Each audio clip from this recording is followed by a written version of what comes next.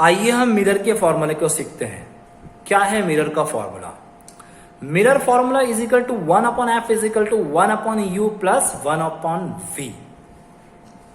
आपके एनसीईआरटी की text book में सिर्फ इतना लिखा हुआ है और हमने इसे प्रूफ करने की कोशिश की। जैसे हमने बोला कि ऑब्जेक्ट को हमने प्रिंसिपल एक्सिस में यहां पर रखा हुआ है एट बी पर, तो ऑब्जेक्ट का डिस्टेंस, बताओ ऑब्जेक्ट क्या है, तो ऑब्जेक्ट का डिस्टेंस क्या हो गया पीवी, और वो डिस्टेंस कितना है -u। इमेज कहां बना है, ये रहा इमेज, यानी उसका डिस्टेंस कितना हो गया पीवी डैश, वो हो गया -v। अब बात करते हैं फोकल लेंथ कहां है, ये रहा उसका फोकल लेंथ, तो पीवी डैश उसका फोकल लेंथ हो गया। अब हम बात करते हैं ऑब्जेक्ट की हाइट, तो वो हमेशा पॉजिटिव होती है, पॉजिटिव होती है, और इमेज की हाइट ये रही जो हमेशा नेगेटिव होती है। हमें अब क्या प्रूफ करना है, इस फॉर्मूले को प्रूफ करना है, तो यहां हमें दो ट्राइंगल को मानना होगा। एक ट्राइंगल ये रहा और एक ट्राइंगल ये रहा, यानी कि triangle ABC and triangle A dash B dash और सी, इन दोनों को आपस में कॉन्ग्रुएंट प्रूफ करना होगा। यहां देखिए एंगल बी, देखिए ये रहा angle B is equal to यहां के एंगल बी डैश को देखिए, ये दोनों 90 डिग्री के परपेंडिकुलर है, तो angle B is angle A B C is equal to angle A dash B dash C is equal to, दोनों इक्वल है, क्यों, क्योंकि 90 डिग्री है। अब बात करते हैं वर्टिकली अपोजिट एंगल की। ये देखिए एंगल सी को देखिए, ये इसमें और इसमें दोनों में वर्टिकली अपोजिट एंगल है, तो वो आ गया वर्टिकली अपोजिट एंगल। तो ये दो एंगल जब सेम होता है तो तीसरा एंगल ऑटोमेटिकली सेम हो जाता है, यानी angle A is equal to angle A dash. कौन सा रूल है, ए एंगल रूल से ये दोनों सेम हो गए। अब ये दोनों ट्राइंगल एक दूसरे के कॉन्ग्रुएंट हो गए, यानी कि एबीसी के हाइट, मतलब कि इस ऑब्जेक्ट की height is equal to this object की हाइट, और इसका डिस्टेंस इज इक्वल टू, क्योंकि ये दोनों एक दूसरे के कॉन्ग्रुएंट है। आ चुकी है इक्वेशन 1। हमें इसकी जरूरत नहीं, हमें इसकी जरूरत है। अब हम आगे की बात करते हैं, देखते हैं। Same as it is, same to same हम किसकी बात करेंगे, अब हम लोग इसमें और दो ट्राइंगल ढूंढने की बात करते हैं। अब इसमें हम लोग और दो ट्राइंगल ढूंढने की बात करते हैं। वो दो ट्राइंगल आप देख सकते हैं, मैं दिखा दूं आपको, PNF इज इक्वल टू, ये देखिए ये भी एक ट्राइंगल है, PNF is equal to A dash B dash और एफ। ये रहा वो छोटू सा ट्राइंगल, और एक ये। अच्छा, ये कर्व है ना, लेकिन उसे एंगल ही मानना है, क्योंकि ऐसा कहा जाता है कर्व, अगर कोई भी लाइट बहुत दूर से आती है ना पैरेलल, एक दूसरे के पैरेलल, तो वो आपस में एक पॉइंट में ही मिल जाती है, तो वो भी एक ट्राइंगल, ये एक ट्राइंगल। इन दोनों ट्राइंगल को भी इसी तरह से कॉन्ग्रुएंट प्रूफ करना है, और इसी तरह से कॉन्ग्रुएंट प्रूफ होगा भी। और जैसे ये कॉन्ग्रुएंट प्रूफ होगा ना, तो यहां पे हमें मिल जाएगा PN upon A dash B dash is equal to PF upon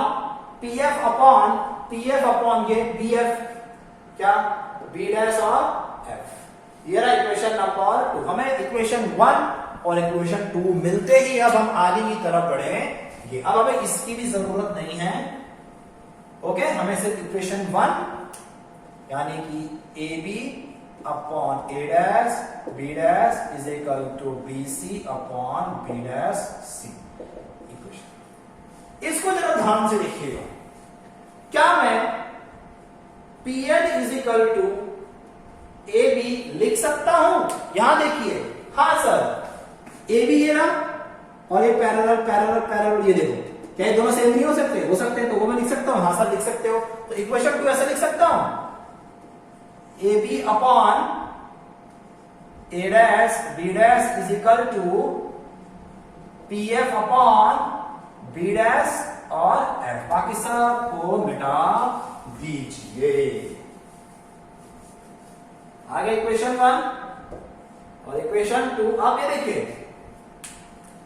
AB upon A dash B dash is equal to BC upon B dash और C, और AB upon A dash B dash is equal to PF upon B dash और F। ये दोनों एक दूसरे के equal है, ये इसके इक्वल है इक्वेशन, ये दोनों एक दूसरे के क्या हो गए, इक्वल नहीं हो गए। ऐसा नहीं हो गया, BC upon B dash C is equal to PF upon P dash F। Obviously हो गया। अब हमें इसको प्रूफ करना है। आइए देखिए, BC upon B dash C is equal to PF upon P dash F। PC कहां है, यहां देखिए, BC ये रहा, ये निकालना है। कैसे निकलेगा, PB में से, पूरे PB में से PC माइनस कर दो। क्या बोला, PB में से PC माइनस कर दो और B डैश C निकालना है, यानी ये निकालना है, ये निकालना है। कैसे आएगा सर, इजी है। PC में से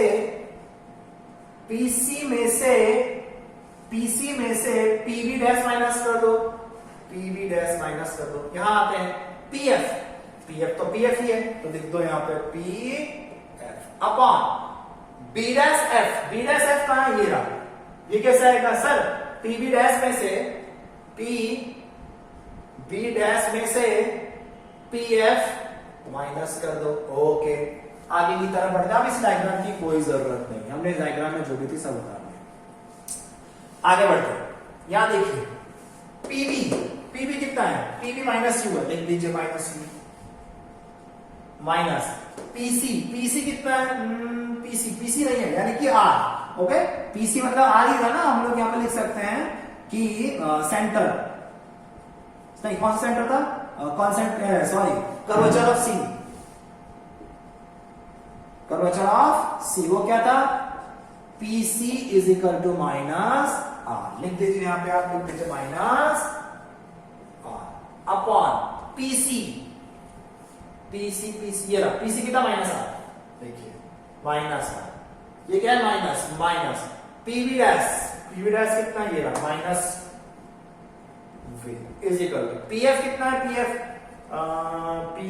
PF minus F, PB dash minus V minus PF, यानी कि PF कितना है, माइनस F। बस इसको मैथमेटिकल रूप देना है, इसको कॉन्सेंट्रेशन देना है, मैथमेटिकल देना, बाकी सबका काम हो गया। अब सिर्फ हमें उसका मैथमेटिकल सॉल्व करना है। क्या है देखिए, यहीं पे देखिए, minus U minus plus R upon minus R plus V is equal to minus F upon minus V minus plus F। अब इसको क्रॉस करना है, क्या करना है, क्रॉस मल्टीप्लाई करना है। मतलब कि अब क्रॉस मल्टीप्लाई कैसे होगा, ध्यान देखिए, माइनस U प्लस R को इसको ऊपर ले जाना है, तो क्या आएगा, माइनस V प्लस F आ गया, इज इक्वल टू, F तो था वहां पे माइनस पहले से, और इसको ऊपर ले जाओ तो क्या आएगा, minus R plus V। Solve करते हैं, इसको करेंगे, माइनस प्लस हो गया, तो UV minus UF minus RV plus RF। आगे बढ़ते हैं, इसको देखो, माइनस प्लस हो गया, क्या आ गया, FR plus minus FV। Okay, यहां देखिए, ये कट गया,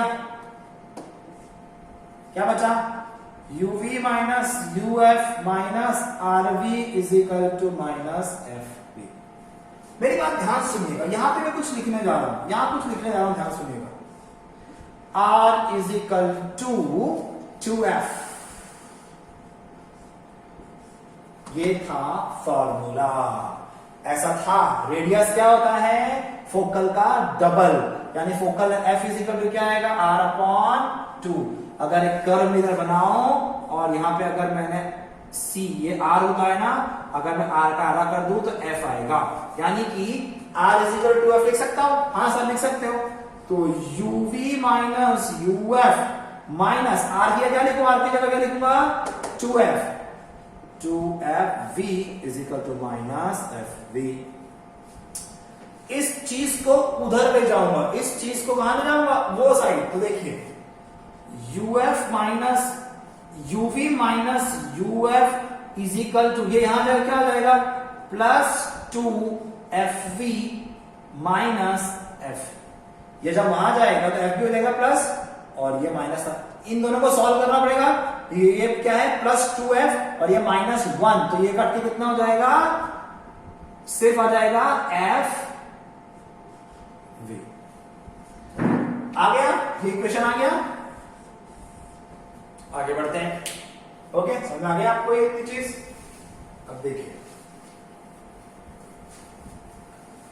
अब इस पूरे इक्वेशन को ना, इस पूरे इक्वेशन को UVF से डिवाइड कर दीजिए, UVF से डिवीजन कर दीजिए। ओके, यहां देखिए UV upon UVF minus UF upon UVF is equal to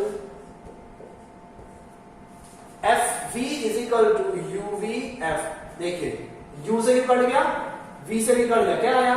1 upon F minus U से U कट गया, F से F कट, क्या आएगा? 1 upon V is equal to, ये कितना है? F से F कट गया, V से भी कट गया, 1 अपॉन U। और ये जो नेगेटिव वाला है उसको वहां भेजिए, नेगेटिव वाले को वहां भेजिए, तो क्या आएगा? ध्यान से देखिएगा, ध्यान से देखिएगा।